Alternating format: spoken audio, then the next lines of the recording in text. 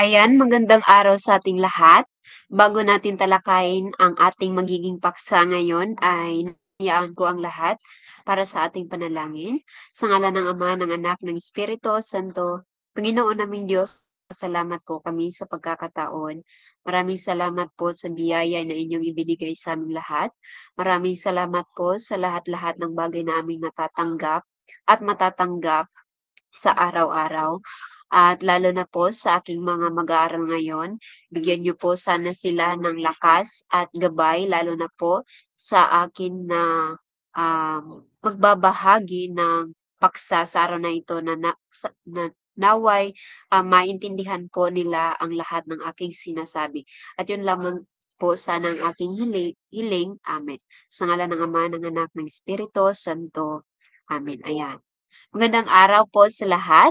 Ayan, nagagalak po ako na ngayon ay naipagpatuloy pa rin natin ang ating, kinakailangang talakayin sa buong semestre. At ngayon ay kukumustahin ko muna kayo. Kumusta po ang inyong mga araw, yung mga ginagawa ninyo sa araw-araw? Ayan, Binibining Princess. Ayan, okey lang daw po si Binibining Princess, maayos naman. Si Ginoong Remar naman po, ayan, ayos lang daw po, ayos pa rin si Ginoong Remar, ayan. Maraming salamat Ginoong Remar. Si Binibining Ermi naman, ayan, kahit marami okey lang daw kahit, marami daw siyang ginagawa, ayan.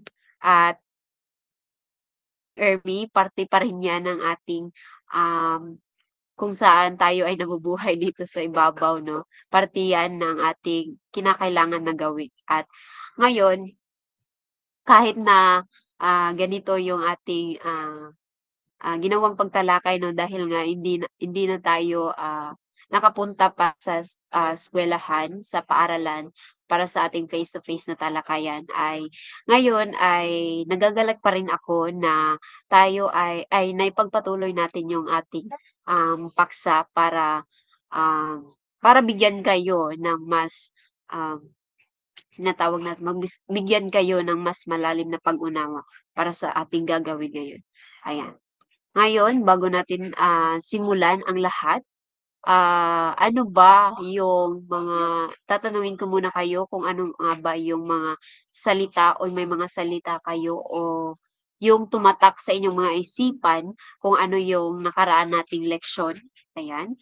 Ginoong Remar, maaari lang kayong mag-comment diyan sa chat box or maaari rin kayong magtaas ng inyong mga kamay para sa pagsagot.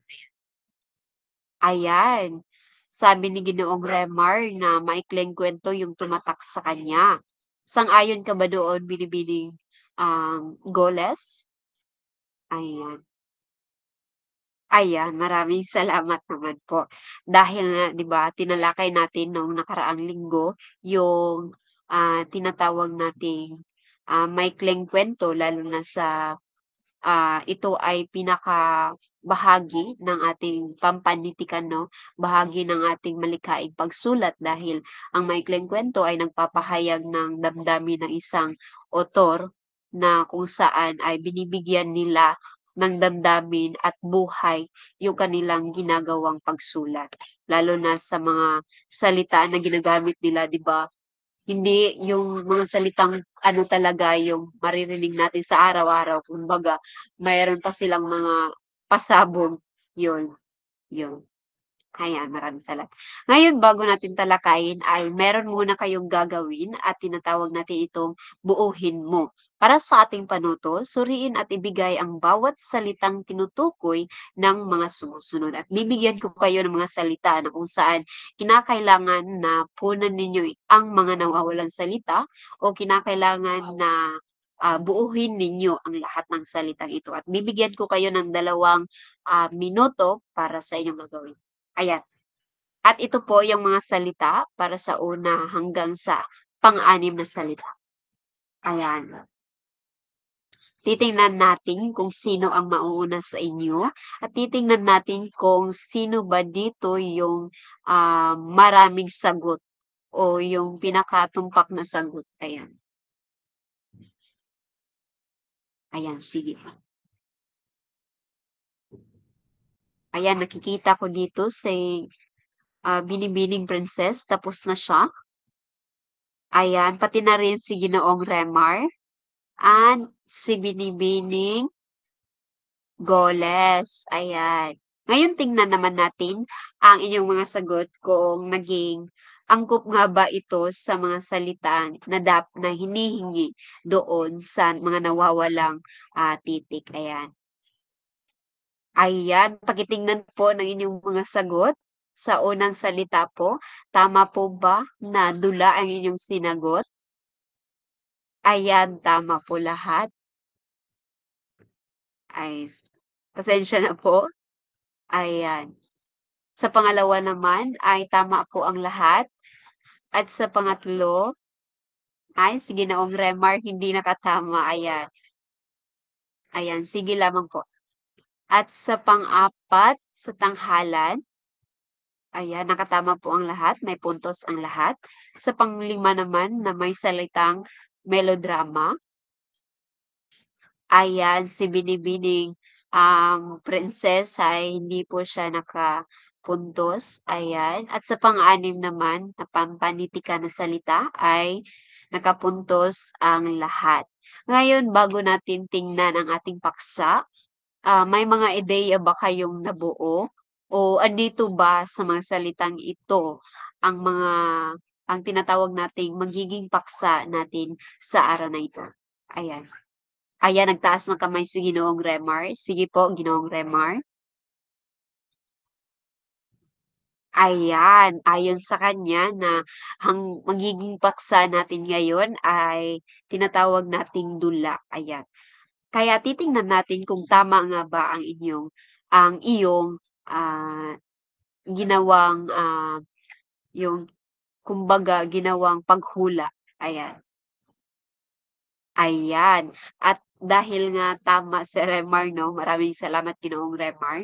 Dahil nga ang tatalakayin natin o yung pinakapunto na tatalakayin natin ngayon ay tungkol sa dula, lalo na sa malikhaing pagsulat na siyang ating tatalakayin. At ngayon ay titingnan na natin ang tinatawag nating, ah, paksa o yung kabuuhan. At bago ang lahat ay tingnan muna natin ang ating layunin. Matapos ang isang oras na talakayan, ang mga mag-aaral ay inaasahang una na ipaliliwanag ang katuturan at uri ng dula. Pangalawa ay nakikilala ang kahalagahan ng dula sa pagpapahayag ng iba't ibang sariling karanasan. At panghuli ay nakapagtatanghal ng isang dula ayon sa tema. Ayan. At yan yung magiging layunin natin sa ating buong klase. Ayan, ayan. Dumako naman tayo dito sa pinakauna nating, ah, ti ah, ah, aaralin o yung paksa para sa ating paksa ay tinatawag nating kahulugan ng dula. Ang dula ay isang uri ng panitikang isinusulat upang itanghal.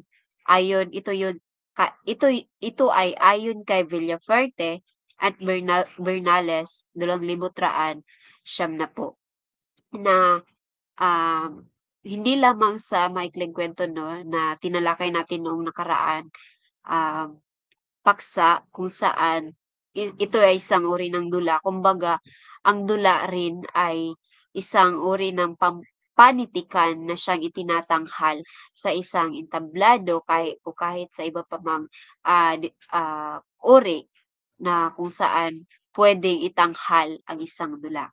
At ayon naman kina Appleby et al. 2003 na ang dula ay anumang kwentong isinasalaysay sa pamamagitan ng anyong dialogo at ginagawa o inaarte ng mga aktor para sa mga tagapanood.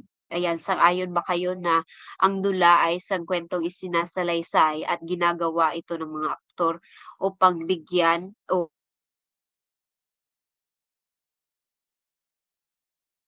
inaarte ng mga aktor, para bigyan ng mas magandang kahit. Ayan, maraming salamat.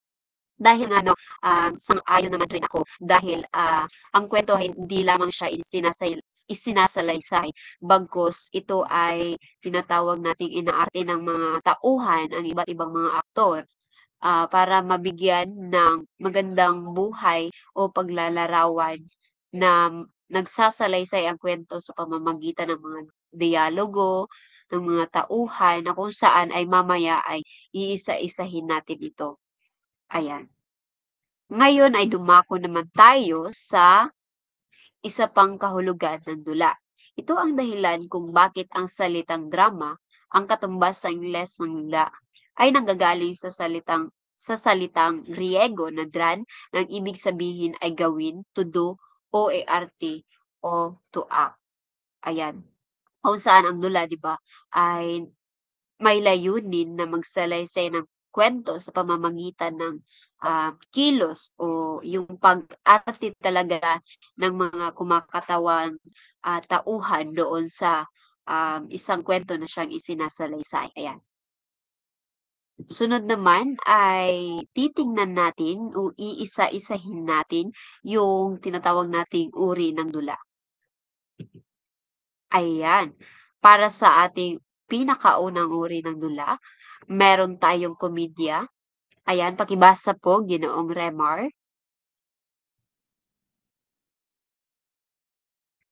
Ayan, maraming salamat. Ayon nga sa nabasa ni Ginoong Remar 'no na ang batay sa paksa, ito yung uri ng dulang batay sa paksa na ang komedya ay nagbibigay ng aliw, ay nagbibigay katawa-katawa sa mga manonood at sang-ayon naman ako dito 'no na dahil nga komedya siya siyempre hindi siya malungkot na siyang napapanood ng mga manonood, kundi ito ay katatawa-tawa na may paksang katatawa-tawa na nagbibigay aliw o nagbibigay saya doon sa mga manonood, na siyang may halimbawa na ang piso ni Anita ni Julian Cruz Balmaceda, ayan. Para sa pangalawang, batay sa paksa naman ay ang tinatawag nating trahedya.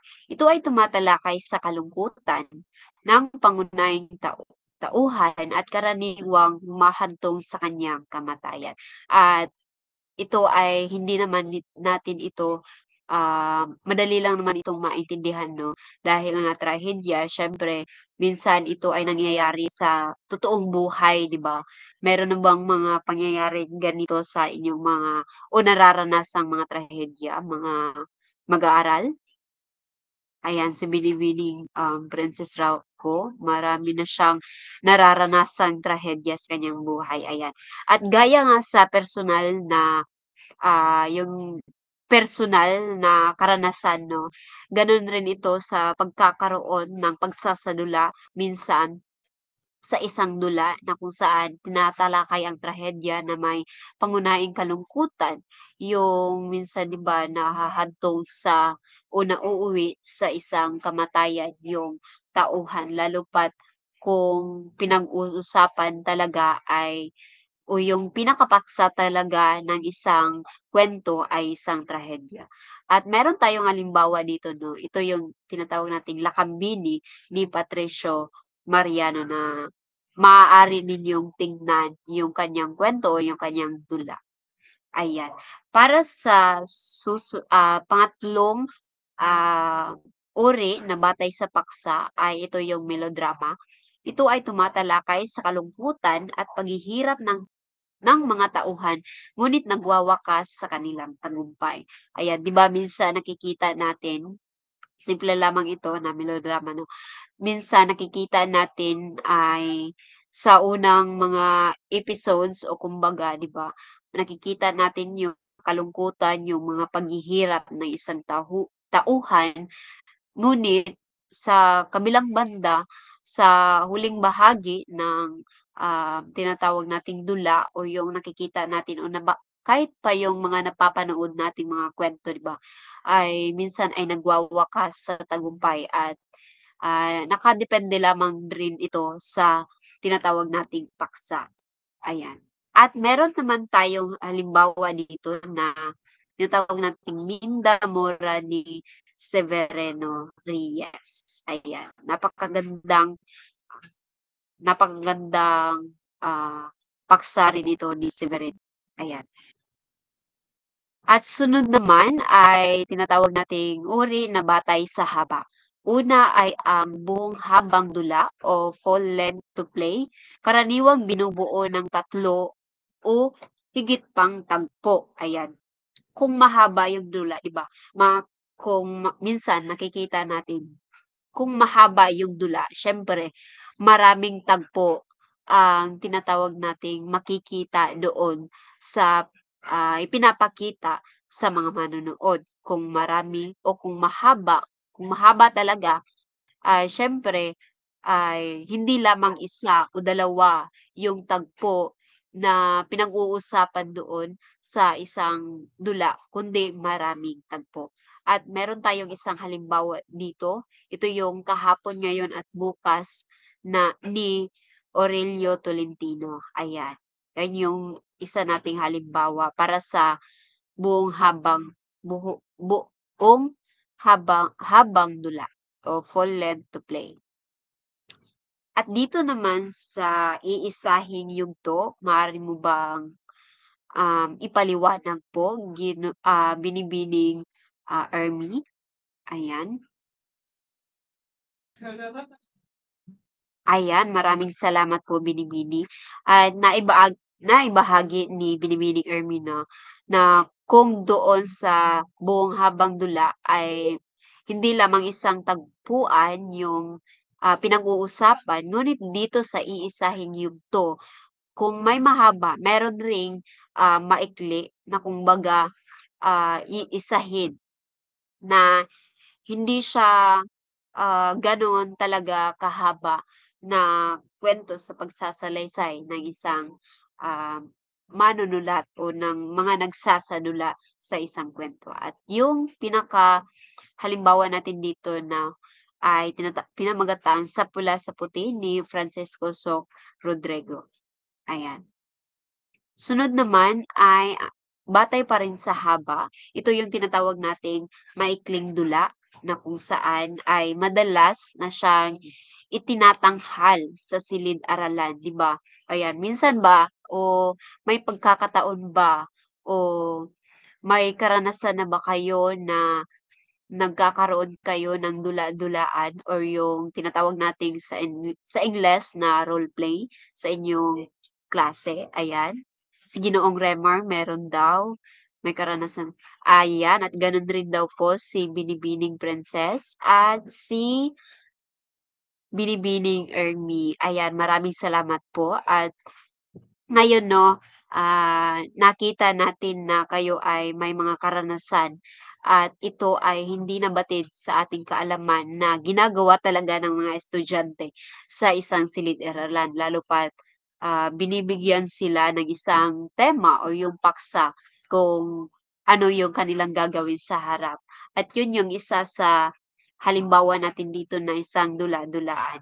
At ito yung tinatawag nating, maikling dula na kung saan 'di ba ipinapakita lamang doon yung maikli talaga, hindi talaga siya mahaba na kung saan hindi kagaya ng ibang itinatanghal talaga sa iba't ibang dimensyon ng pagtatanghal, ayan.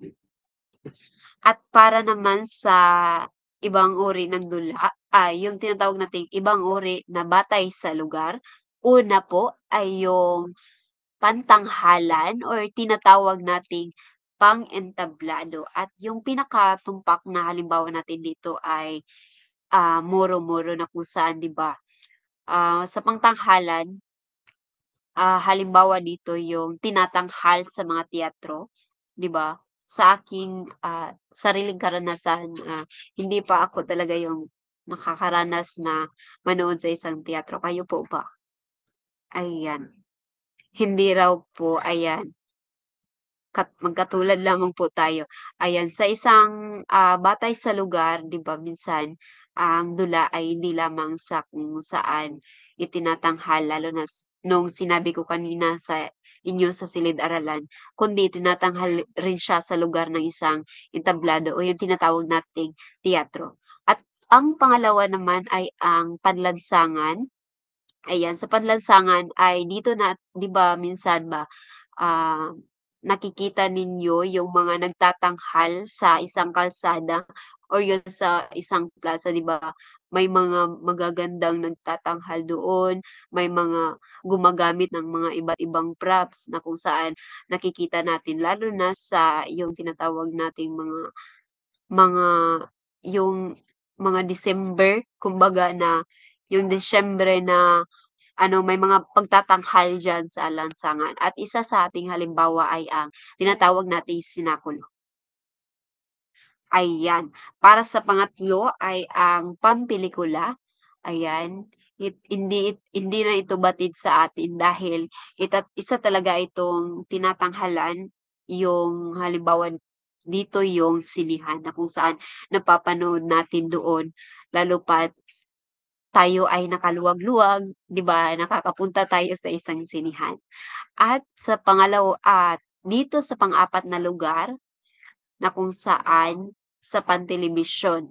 Ito yung, tinatawag nating pagtatanghal batay sa lugar ng pantelebisyon na kung saan kahit hindi tayo, lumabas ay nakikita pa rin natin yung pagtatanghal ng doon sa pamamagitan ng telebisyon. At isang halimbawa dito 'no, yung Maalaala Mo Kaya at isang Magpakailanman na kung saan pinakasikat talaga na ginagawang pagsasadula doon sa kwento na kung saan may mga tauhan at mga tauhan na, gumagawa ng kwento doon sa pinaka-orihinal talaga na na kwento ng isang tao. At para naman sa panghuli, ito ay ang panradyo. Kung meron tayong pantelebisyon, meron naman tayong panradyo. Ito yung kwento sa istasyon ng radyo. 'Di ba minsan, lalo na sa mga bukid, 'di ba? Yung lalo na kapag hating gabi or yung mga umaga, 'di ba minsan naririnig natin sa ating mga lolo or yung mga lola or yung mga kapitbahay natin na na yung ganito yung kanilang ginagawa. Meron minsan mga kwento doon o pagsasadula na kahit hindi natin nakikita, ngunit naririnig natin yung kanilang mga binibitawang mga salita doon sa isang, istasyon ng radyo.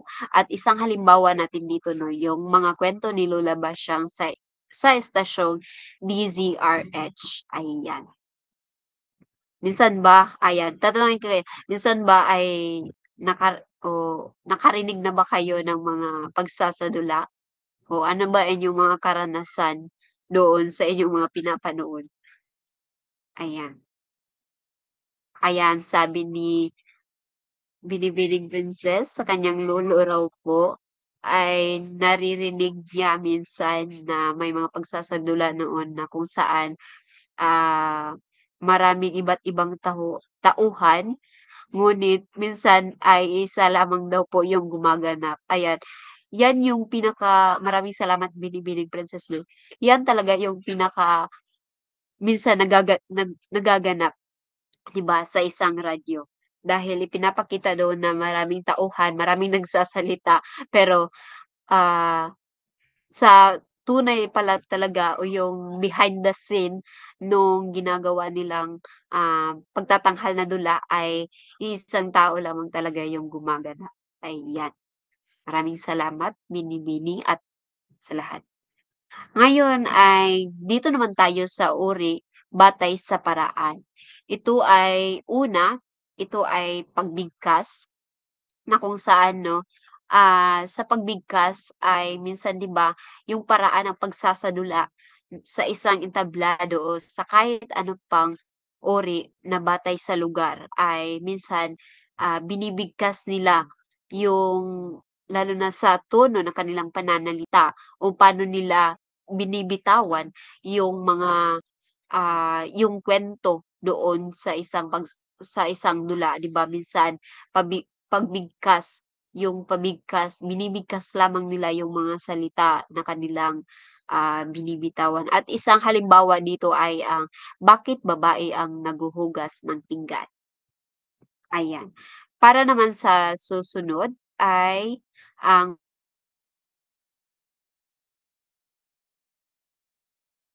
patula. Ito ay batay naman ito ay batay sa paraan ng patula. Ito rin ay isang uri ng paraan kung kanina ay meron tayong pagbigkas, ngayon ay katulad naman po sa wala na yung o kumbaga sa Ingles, minsan 'di ba nagiging ano na siya, yung matatawag nating nag-spoken poetry na siya kumbaga.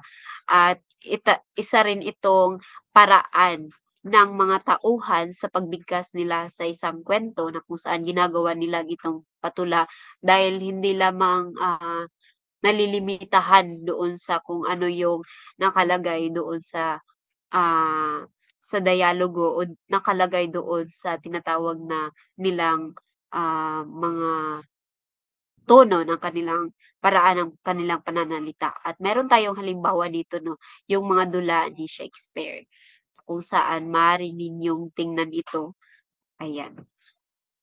Para naman sa sunod ay batay sa paraan pa rin na kung saan merong paawit. Minsan 'di ba, nakikita natin ako nakita ko yung isang, pagtatanghal nila Vibory ba yung isang ano sa yung sikat na artista pa rin, sa isang entablado o sa teatro na kung saan, sa pamamagitan ng pag-awit, sinasadula nila yung kwento na kung saan ay nagbibigay rin ito ah, ng aliw sa mga manonood na kung saan hindi lamang sila nakapermanente doon sa isang tono kundi ay binibitawan pa rin nila yung paraan ng pag-awit, kung paano dapat, ginagawa ang isang salita na kung saan ito yung pinaka-ano talaga 'no, dahil nga hindi lamang sa pagsasalita kundi yung tono na kung sa Bisaya, dili dapat kayabag, ayan. At isa sa ating halimbawa 'no, ay yung musikalya ni Miss Saigon at Les Miserables, ayan. Ngayon tumungo naman tayo sa mga sangkap o elemento ng dula. May mga naiisip ba kayo kung anong mga sangkap o ano-anong mga sangkap ang meron sa dula? Ayan. Ayan si Binibining Princess at si Binibining yung mga banghay raw po, ayan. Maraming salamat at ngayon titingnan natin kung tumpak nga ba ang inyong mga naging hula sa ating, ginawang, ah, paghuhula ngayon. Ayan, sige. Kauna nating, elemento 'no, yung tauhan. Ayan, pakibasa po Binibining Princess.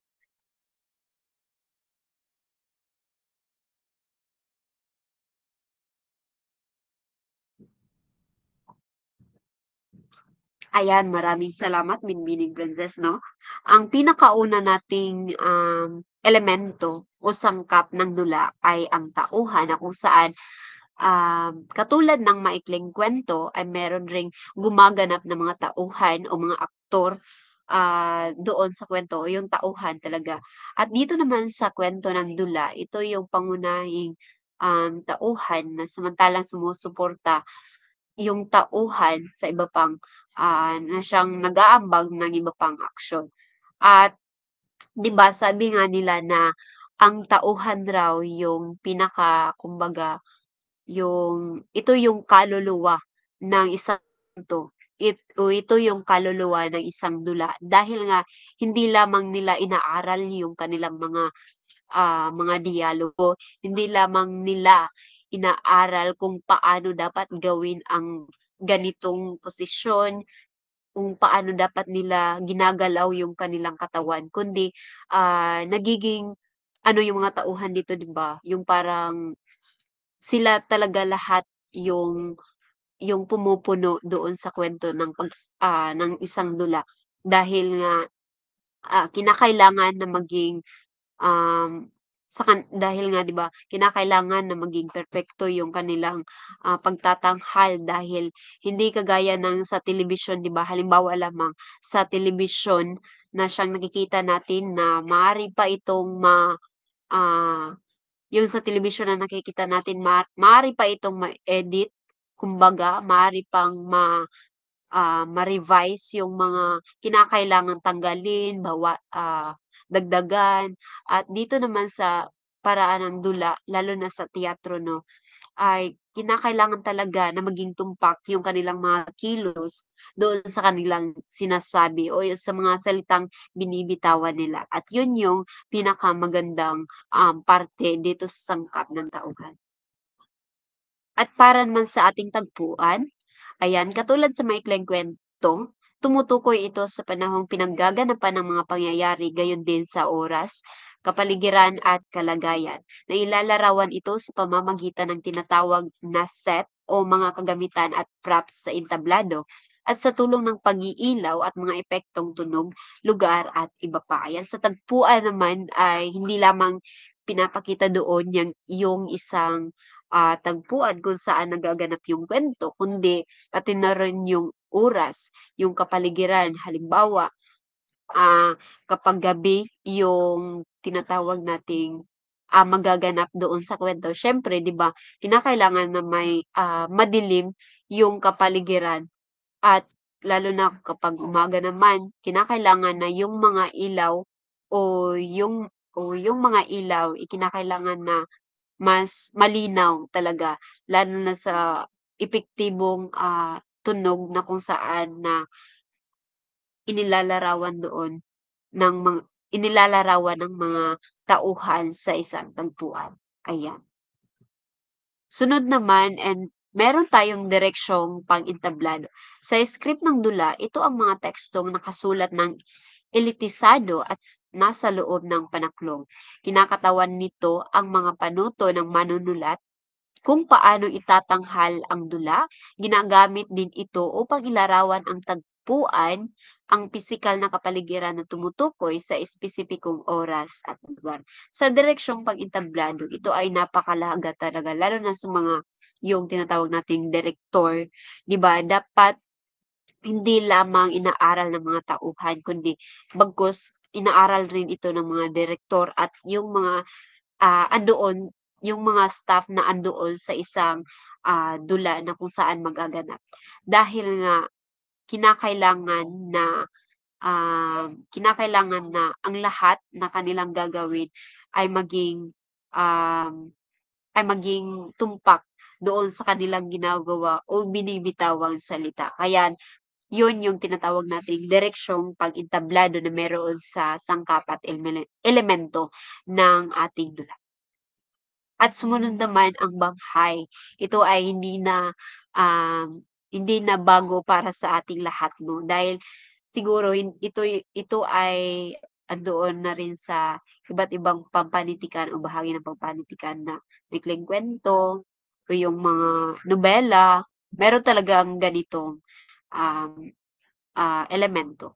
At iyan, katulad sa maikling kwento ang banghay ng dula ay tumutukoy sa serye ng mga pangyayari o itinatawag ito yung pagkakasunod-sunod ng mga, tinatawag nating, pagganap ng mga tauhan doon sa banghay. Una yung exposition,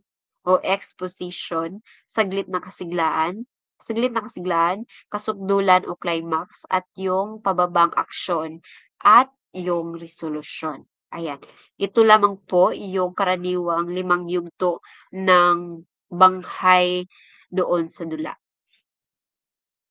ayan. Sa panghuli naman yung dialogo, ito ang konbersasyon sa pagitan ng mga tauhan at ang magpapahayag ng lahat-lahat sa dula, mula sa mga detalye ng banghay hanggang sa revelasyon ng mga tauhan. Ito yung dialogo na inaaral talaga, 'di ba, ng mga tauhan lalo pa yung parang kung sa Ingles memorize nila yung mga binibitawan nilang salita at hindi ito madali dahil nga kahit kahit isang, salita mo lamang na ibang salita ay parang, makakaapekto na ito sa iyong, ginagawang pagtatanghal ng dula, ayan.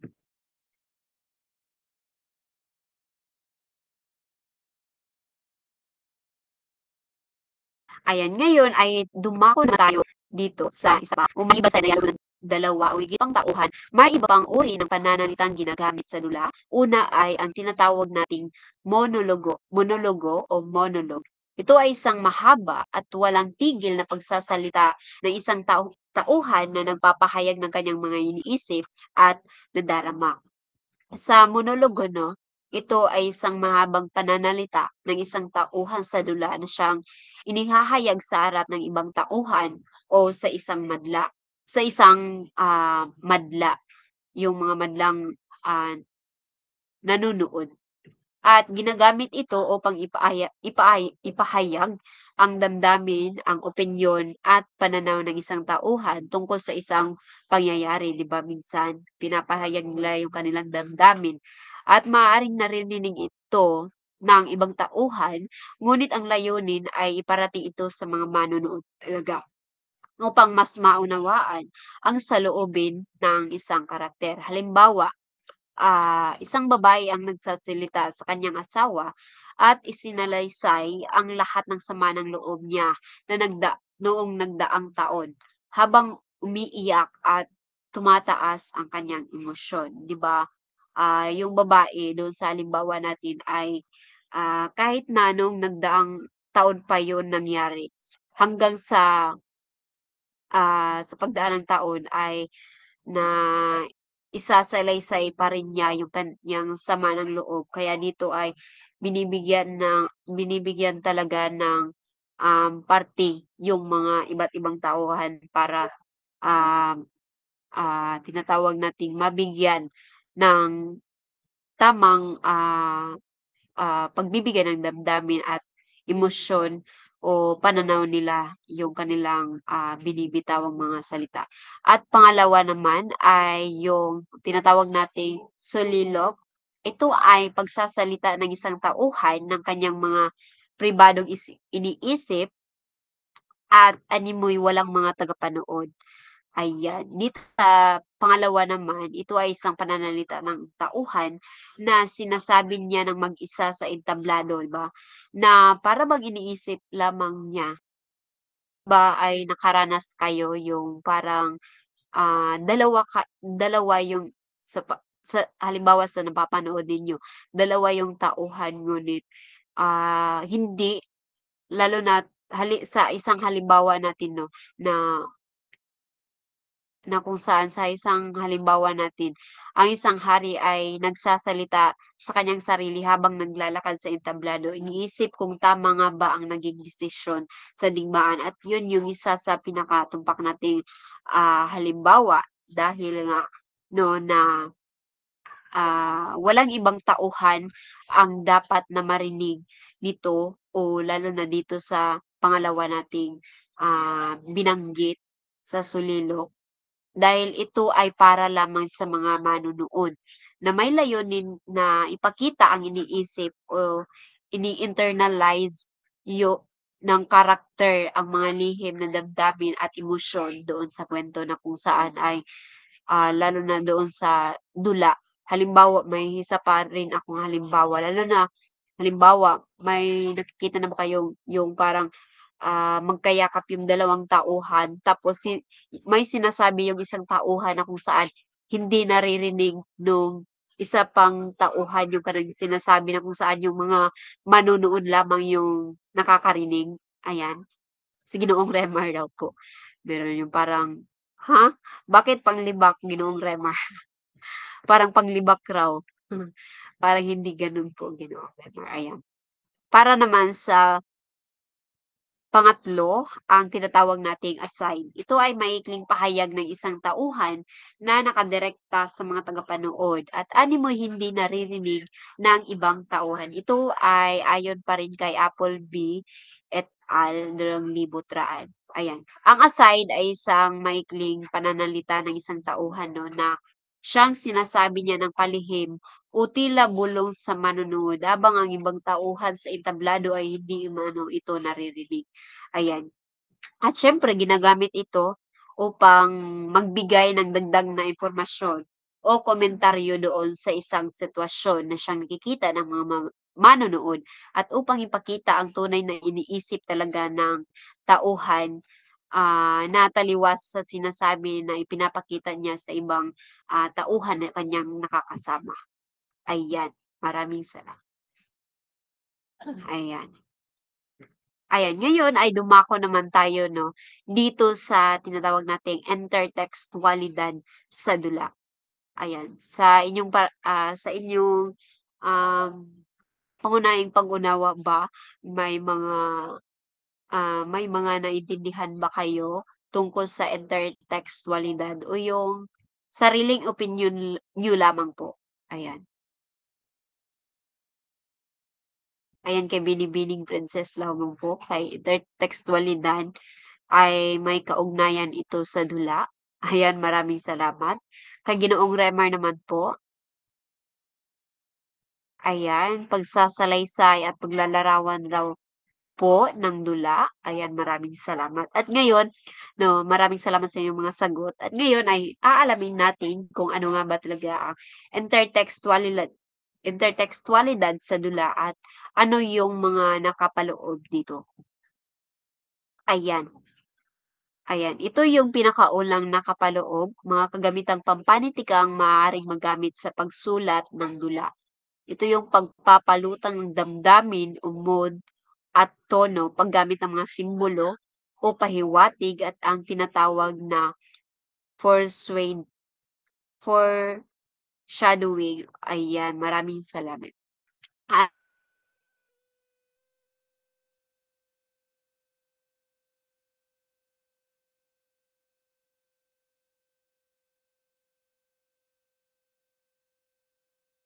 han o ng isang may karakter doon sa yung tinatawag nating dula at yung mga simbolo, may mga simbolo ba ito sa mga, nakikita natin sa paligid, yung mga nararanasan o may mga pahiwatig nga ba yung kanilang mga ginagampanan doon sa dula, sa karanasan ng mga tao sa totoong buhay o yung sa totoong nagaganap talaga, ayan.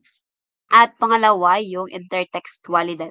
Ngunit bago yan ay alamin muna natin yung, kahulugan ng intertextualidad.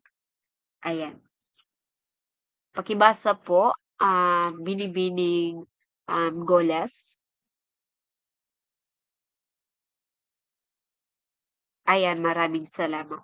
Ayan, ayon nga dito 'no, sa kanyang kahulugan na ang intertextualidad ay ang hubog ng kahulugan ng isang teksto sa pamamagitan ng iba pang teksto sa itong kagamitang pampanitikang lumilikha ng ugnayan sa pagitan ng mga teksto at ng magkaugnay ng pag-unawa sa magkahiwalay na teksto. Ayan, base dito sa kahulugan 'no, ang intertextualidad sa dula ay tumutukoy ito sa ugnayan ng isang dula sa iba pang mga teksto na siyang maaaring ito ay iba pang dula o yung mga akdang pampanitikan, mga pelikula o yung mga kasaysayan at yung kultura rin natin na kung saan meron tayo sa ating Pilipinas. At yun yung, ipinapahiwatig o binibigyang kahulugan ng intertextualidad,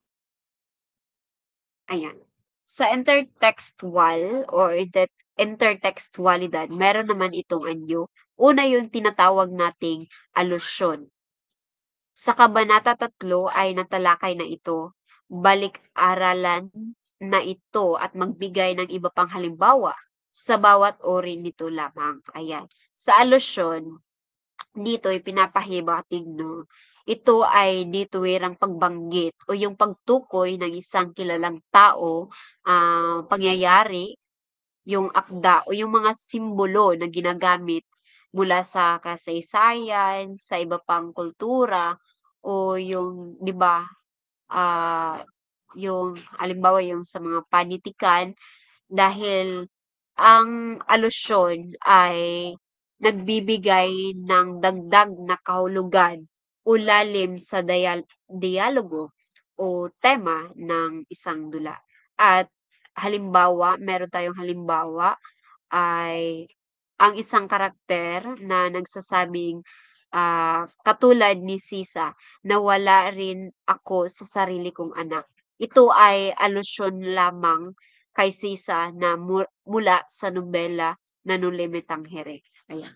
Pangalawa ay yung tinatawag nating quotation. Ito yung pagbanggit ito ng pahayag ng ibang tao. Yung tinatawag nating sa o quotation o yung sipik na nangangahulugan, ito yung pag-uulit ng linya o bahagi ng ibang akda.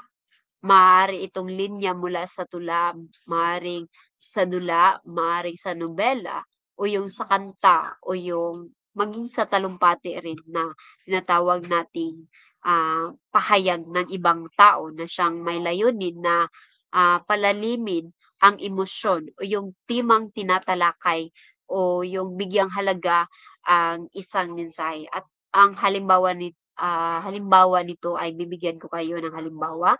Halimbawa, sa gitna ng trahedya, ang tauhan ay nagsabi ng ang mamatay ng dahil sa'yo. Ay ito isang sipi o yung quotation,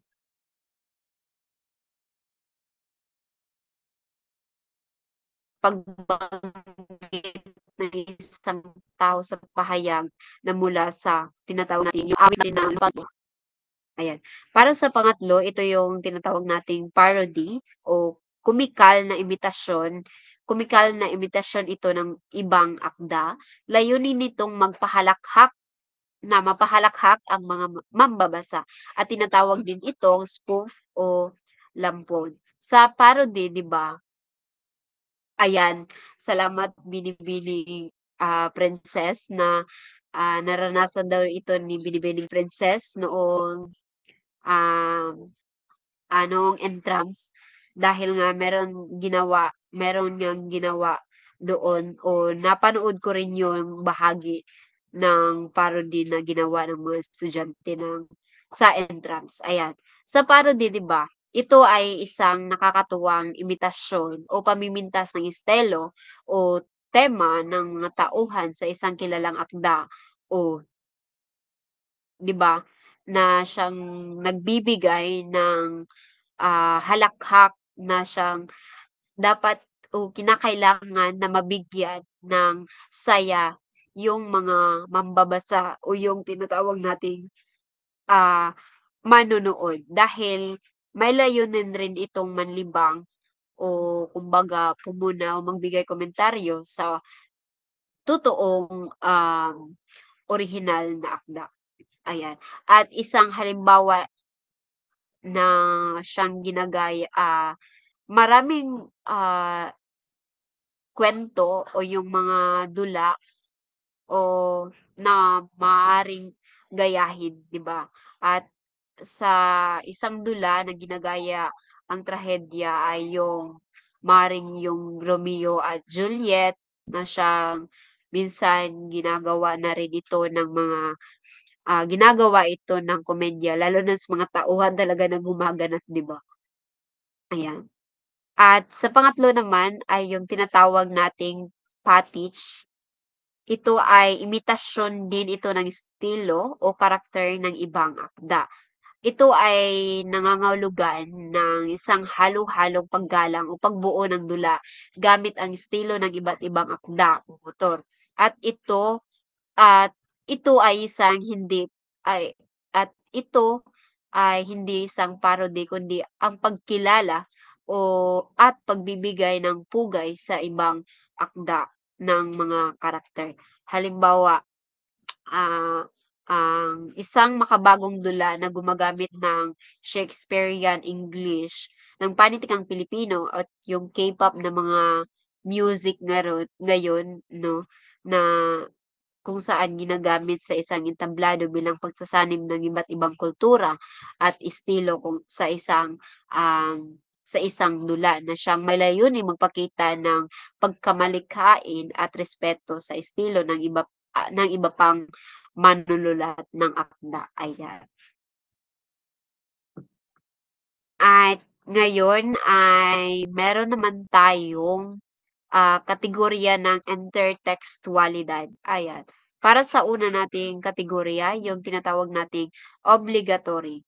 Ito ay sinasadya itong paghahambing o asosasyon ng dalawa o higit pang teksto. Ayan, sinasabi dito 'no, na sa obligatory ay ito yung pinakamalinaw at direktang uri ng intertextualidad dahil ang isang teksto ay sinasadyang gumamit o umasa sa isa pang kilalang teksto upang maunawaan ng lubos ang kahulugan nito. Halimbawa, sa isang dula gumagamit ng mga tauhan at eksena mula sa nulimitang here ni Rizal para gumawa ng panibagong bersyon. Halimbawa, isang makabagong dula kung saan si Ibarra ay naging isang aktibistang leader ng kabataan. Hindi maiintindihan ang buong diwa ng ah, isang bersyon kung hindi talaga nauunawaan ng mga tauhan o yung gumaganap yung pangunahing diwa kung alam talaga nila yung orihinal na nakapaloob sa No Limitang Here ni Rizal, ayan. Para naman talaga sa pag-unawa ng akda ang kaalaman sa isa pang teksto sa kategoryang ito ng intertextualidad. Ayan, sa ganitong uri o yung sa ganitong kategorya 'no, ah, ito ay isang ugnayan sa ibang teksto ay hindi naman kailangan para maintindihan ang teksto. Pero makakadagdag ito ng lalim o yung kulay kung pamilyar ang mambabasa o yung mga manonood talaga sa pinanggagalingan ng mga tinatawag nilang sanggunian. Ayan, yun yung tinatawag nating kinakailangan na may mahalagang pag-unawa sa akda, lalo na sa teksto. Yung dapat na malalim yung kanilang nag yung mga itinatanghal sa entablado dapat alam nila yung malalim na tema, yung malalim na estilo talaga noong kwento. Ayan, para naman sa pangatlo ay yung kategoryang aksidенtal. Ito'y pag-uugnay ng mambabasa ng isang teksto sa ano pang teksto batay sa kanyang kultura o karanasan ng walang pagtatangka ang manunulat ng alinmang akda. Ayan.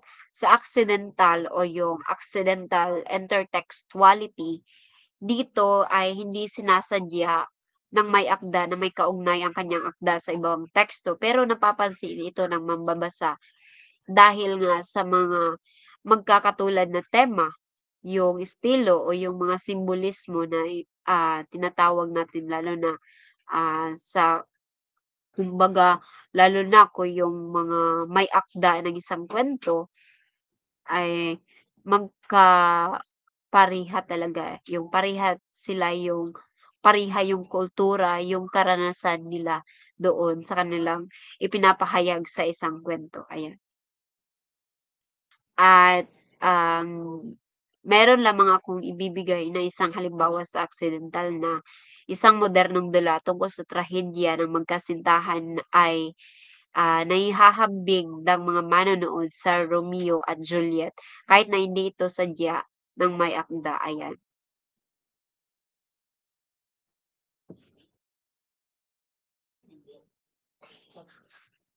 Ayan, bibigyan ko kayo ng isang halimbawa, isang modernong dula tungkol sa trahedya ng magkasintahan ay naihahambing ng mga manonood sa Romeo at Juliet kahit na hindi ito sadya ng may akda, 'di ba?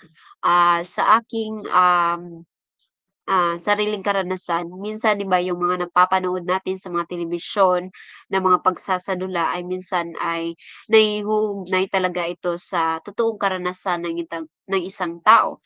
Lalo na sa yung talagang ipinapakita ng mga estilo o yung tinatawag na konteksto doon sa isang kwento na ating nakikita o napapanood.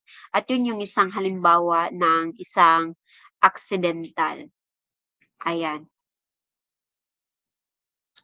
At dumako naman tayo ngayon dito sa mga tips sa pagsulat ng dula. Kung may tips sa pagsulat, kung paano dapat sinusulat ang isang maikling kwento, ay sa dula, meron rin ito.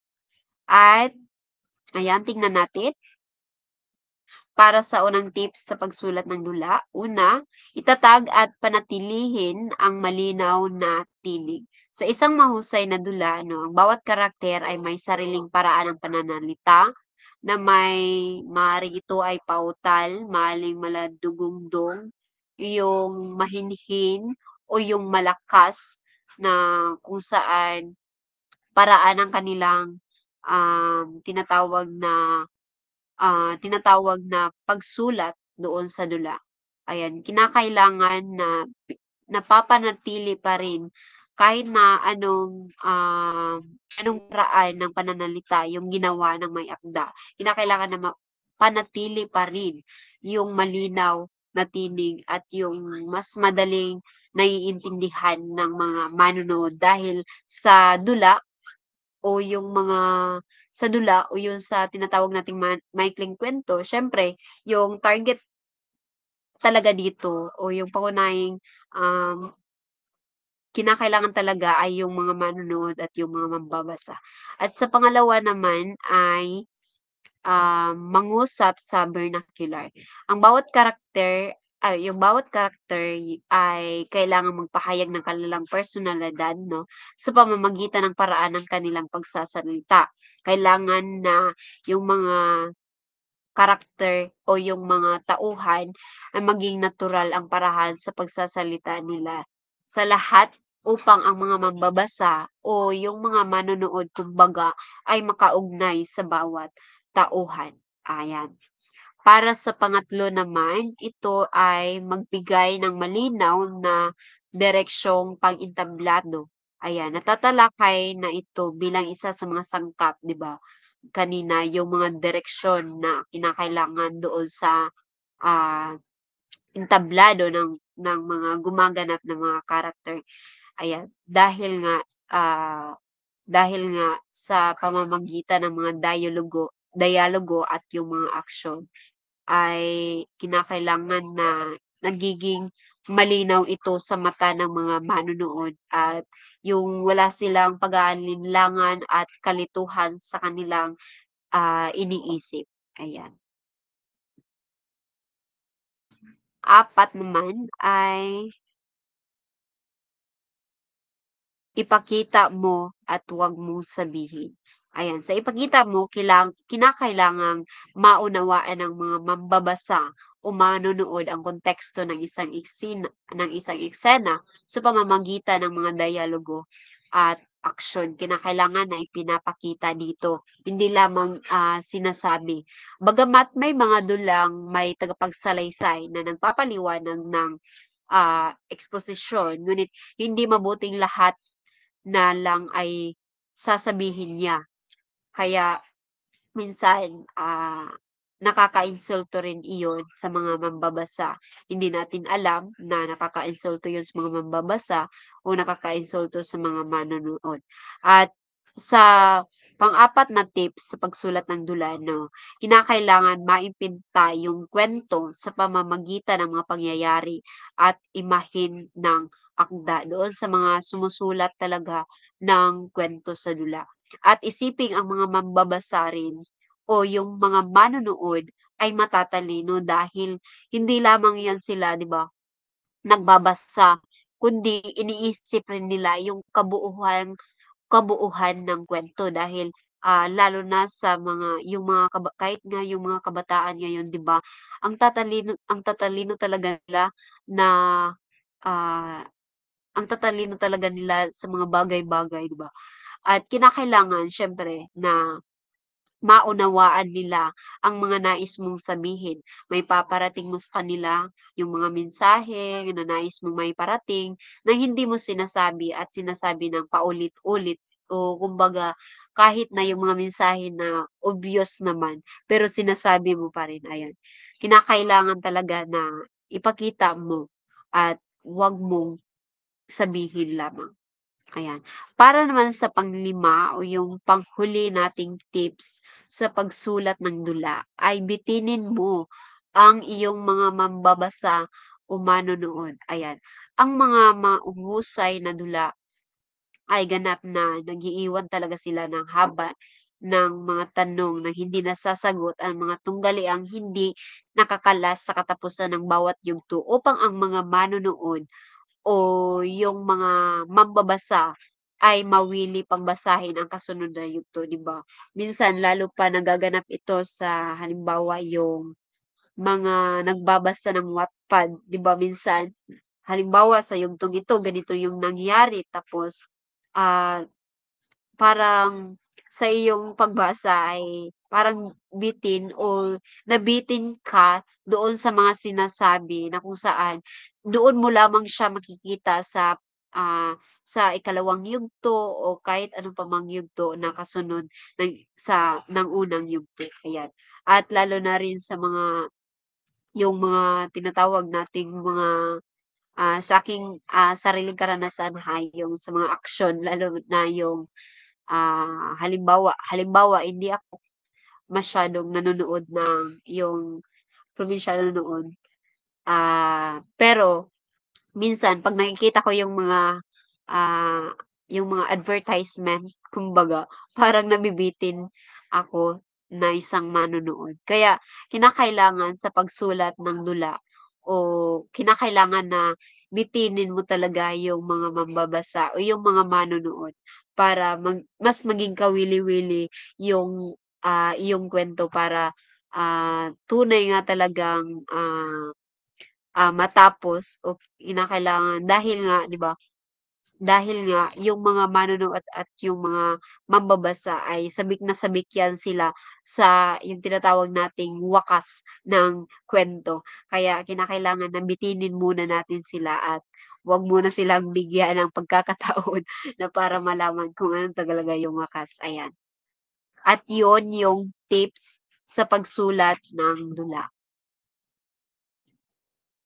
Ayan, at yun lamang po at dito na po nagtatapos yung ating aralin o yung paksa kumbaga.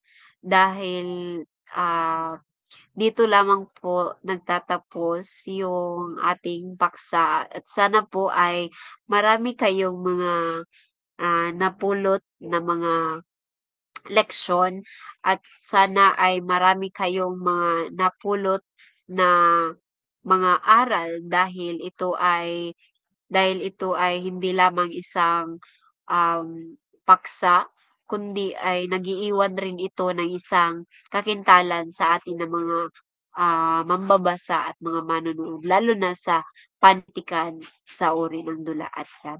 At maraming salamat po sa inyong lahat at maraming salamat po sa inyong pakikinig. Sana po ay marami tayong nakuhang aral sa araw na ito, ayan. At para naman po sa ating pagtatapos, ayan, inaanyayaan ko po ang lahat para sa ating panalangin. Ayan, manalangin tayo sa ngalan ng Ama, ng Anak, ng Espiritu Santo. Ginoon naming Diyos, nagpapasalamat po kami sa lahat ng aral. Maraming salamat po sa lahat ng mga pagkakataon na inyong ibinigay sa aming lahat. Maraming salamat po dahil ginabayan niyo po kami sa lahat ng aming leksyon na ginawa ngayong araw na ito. At maraming salamat rin po sa buhay na inyong ibinigay at nawa po na sa aming pagtatapos ay proteksyonan niyo po ang lahat ng aking mga estudyante at lalo na po sa akin na, nagbibigay ng, aral sa kanila at yun lamang po sana ang aking hiling. Amen. Sa ngalan ng Ama, ng Anak, ng Espiritu Santo.